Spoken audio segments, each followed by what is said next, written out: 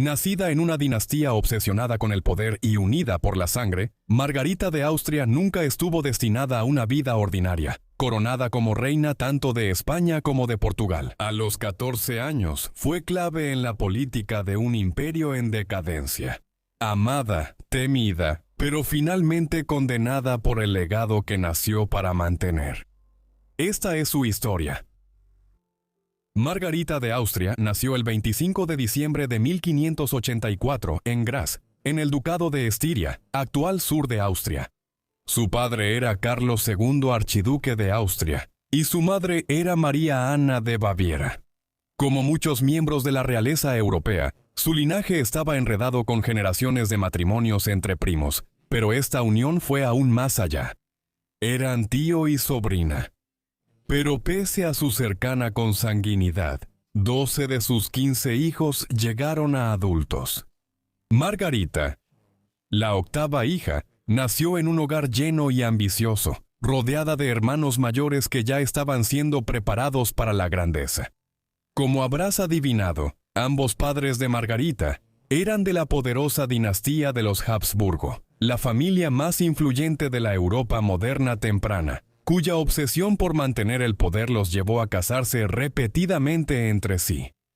Habían surgido como una pequeña familia noble en la frontera entre Austria y Suiza siglos antes, pero para el siglo XVI controlaban toda la actual Austria, Hungría, Bohemia y Croacia.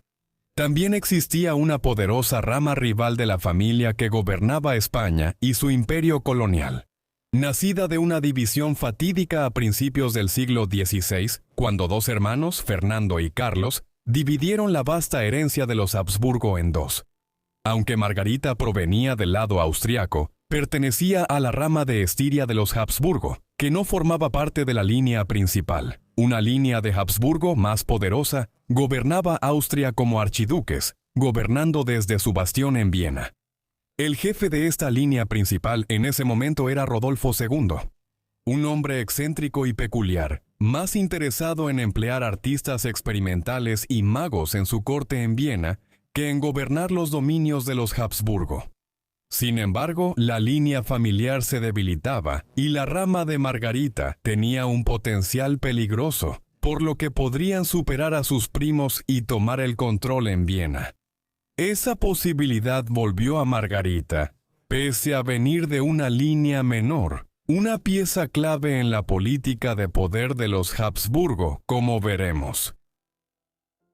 Al crecer en la corte menor de los Habsburgo en Graz, aprendió a hablar y leer latín, el idioma de la erudición y del culto católico. En la Europa moderna, se esperaba que las jóvenes de la corte dominaran modales, moda, baile y música.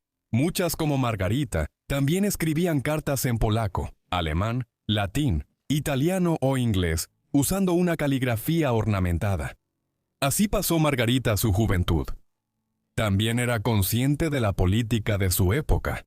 Los Habsburgo lideraban el Sacro Imperio Romano, formado por cientos de principados y ciudades libres, débilmente unidos, por lealtad a un emperador romano santo, normalmente el Habsburgo austriaco más antiguo. Por siglos, el Sacro Imperio Romano mantuvo una frágil unidad, pero en 1517 la Reforma Protestante rompió esa ilusión y desató revueltas religiosas. A medida que los estados luteranos y calvinistas se separaban, siglos de orden imperial comenzaron a desmoronarse. Margarita nació en una época caótica, con tensiones, divisiones profundas y un imperio al borde del colapso. Y pronto la tormenta arrastraría su vida. Siendo muy joven, ya pensaban en el posible matrimonio de Margarita. No existía el concepto de adolescencia en la Europa de la Edad Moderna. Al inicio de la pubertad, normalmente a los 13 o 14 años pasabas de niño a adulto, marcando la división entre inocencia y responsabilidad. Por lo tanto, se consideraba perfectamente normal que una hija de linaje real fuera casada como pieza diplomática cuando alcanzaba esa edad. Para las mujeres de la realeza, el matrimonio casi nunca era por amor, y si eras Habsburgo, solía ser con un pariente. Para ellos, la endogamia no era tabú sino estrategia. Unir las ramas austriaca y española no era arriesgado, sino justo. Creían que el poder era más seguro si lo unía su propia sangre. Para Margarita, lo usual habría sido casarla con un noble menor, pero su primo, el emperador Rodolfo II, nunca se casó pese a varias negociaciones matrimoniales. Y lo más probable es que fuera sucedido por su hermano Matías, quien también estaba sin hijos por esta razón.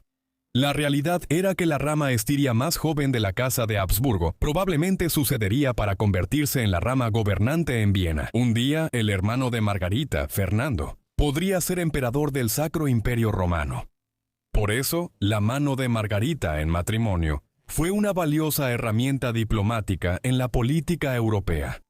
En los primeros meses de 1599, Margarita llegó a España entre ceremonias y expectativas para casarse con su primo de la dinastía española. Esta unión no era escandalosa para la época, aunque seguía siendo sorprendente. Felipe III, recién entrado en sus 20 años y ya cargando con el peso de la realeza, se casó con una niña de apenas 14 años. Con esta unión, Margarita fue reina de España y emperatriz ceremonial de un imperio global.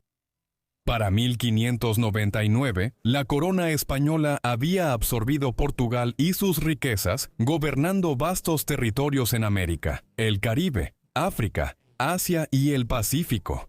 Cuando Margarita, de 14 años, se casó con Felipe III, en abril de 1599 en una sola ceremonia, probablemente se volvió la mujer más poderosa del mundo. Pero detrás de la deslumbrante fachada de palacios y ceremonias, ¿qué le esperaba? ¿Una vida de influencia o una de aislamiento y deber? Felipe III era considerado uno de los hombres más poderosos del mundo. Acababa de heredar las coronas de España y Portugal de su formidable padre, Felipe II, un gobernante severo que pasó décadas en guerras por Europa para aplastar el protestantismo y restaurar el dominio católico. Sin embargo, al hacerlo, dejó atrás un reino fracturado y en bancarrota. Margarita, de 14 años, llegó a esta herencia incierta. Pero al mismo tiempo, no hay duda de que ella tenía influencia. Su esposo, a diferencia de su padre, era indeciso y fácil de influenciar, y ella pronto ejerció una influencia silenciosa pero creciente. Su misión era clara: inclinar la política exterior española hacia los intereses de sus parientes austriacos. Por suerte para Margarita, su matrimonio con Felipe era cercano y afectuoso, y pronto resultó en hijos. De hecho, casi siempre estuvo embarazada el resto de su vida. Pero esta no era una línea real común y corriente. Tanto Margarita como su esposo, Felipe III, nacieron de uniones entre tío y sobrina, lo que los convierte en algunas de las personas más endogámicas en la historia de la realeza europea. Sus genes estaban tan ligados que su árbol genealógico parecía un círculo, no una rama. Cada hijo suyo era fruto de siglos de líneas de sangre cerradas. Cada embarazo traía esperanza para la dinastía y riesgo genético. A pesar de estas probabilidades, Margarita dio a luz al menos 8 veces y, de manera notable, 5 de sus hijos llegaron a la edad adulta. Para una pareja con un ADN tan entrelazado, el resultado fue un milagro. Sin embargo, incluso estos hijos sobrevivientes cargaban con su linaje, y las consecuencias genéticas fueron más evidentes en la siguiente generación.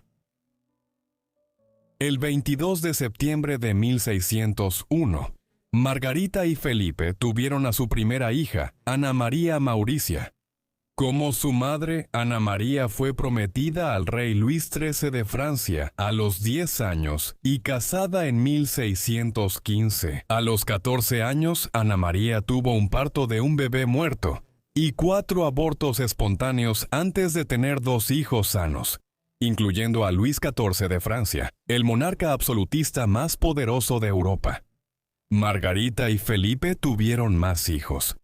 María, una niña, falleció un mes después de nacer en la primavera de 1603 de Lameras. Sus hijos menores, Margarita y Alfonso Mauricio, murieron en la infancia, pero los del medio sobrevivieron. El hijo mayor fue nombrado Felipe, como su padre, y después de su nacimiento el rey colmó a Margarita de amor y atención. Nacido en abril de 1605, Felipe IV gobernó España y su imperio por 44 años. Llegó a ser conocido como Rey Planeta, el Rey Planeta. Tal era la extensión del imperio mundial de España en ese momento. María Ana, nacida en 1606, se casó con Fernando III de los Habsburgo de Austria. Era su primo hermano porque era hijo de Fernando II. El hermano mayor de Margarita, María Ana, tuvo 6 hijos, pero solo 3 llegaron a adultos. Finalmente, en 1607, Margarita dio a luz a un niño llamado Carlos y a otro hijo llamado Fernando, en 1609. Carlos solo vivió hasta mediados de sus 20 años, pero fue una figura respetada en la corte, quien brevemente fue considerado como un posible futuro rey.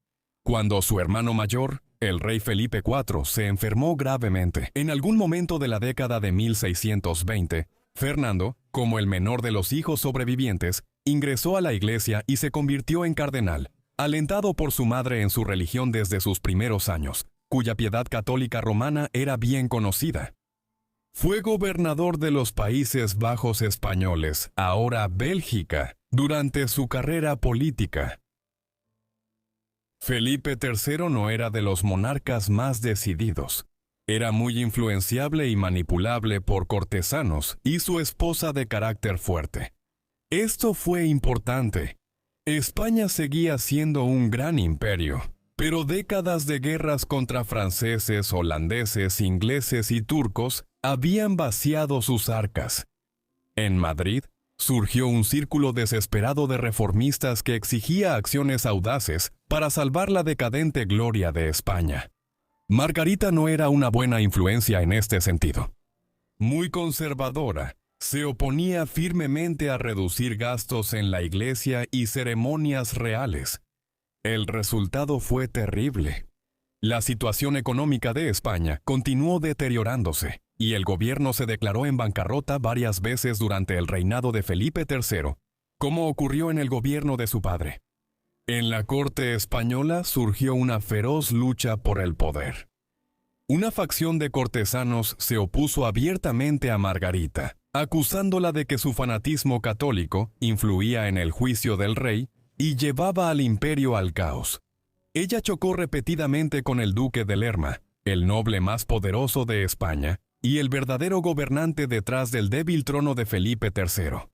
A regañadientes respetaba su astucia e instintos políticos, pero tampoco hay duda de que él la consideraba un problema serio e intentó apartarla del poder. Por su parte, Margarita formó una alianza con varias otras mujeres de la corte, aunque estaban excluidas de cargos oficiales. Ellas influían sutilmente en la política a través de conexiones personales, consejos estratégicos y una persuasión discreta, ejerciendo un poder real desde las sombras de la Casa Real. Las aliadas de Margarita incluían a la emperatriz viuda María, viuda del emperador Maximiliano II, quien ejerció influencia en la corte española hasta su muerte en 1603. Sin embargo, la alianza de Margarita con Margarita de la Cruz, hija de María y monja real famosa por su piedad y vínculos cortesanos, fue más duradera. Juntas, las 3 mujeres Habsburgo-austriacas guiaron a Felipe III hacia una política fuertemente pro-austriaca y pro-católica. Cuando Fernando II, hermano de Margarita, enfrentó una revuelta protestante en Bohemia en 1618, lo que inició la Guerra de los 30 años, España apoyó de inmediato a Austria. Su objetivo era restaurar el dominio católico y la supremacía de los Habsburgo en el fracturado Sacro Imperio Romano. Fue una decisión fatídica que agotó a España. La guerra duró décadas y al morir Felipe IV en 1665, España era solo una sombra de su antigua gloria, opacada por Inglaterra, Francia y otros. Y el trágico costo de esa caída lo tendría que soportar el siguiente rey Habsburgo. En última instancia, aunque Margarita logró imponer una política pro-austriaca a su esposo de voluntad débil y superó al duque de Lama en este aspecto, nunca viviría para ver los frutos de esa misma política. ¿Entiendes? Falleció el 3 de octubre de 1611. Por complicaciones del parto, tras dar a luz a Alfonso Morís, quien también murió antes del año. Tenía solo 26 años entonces.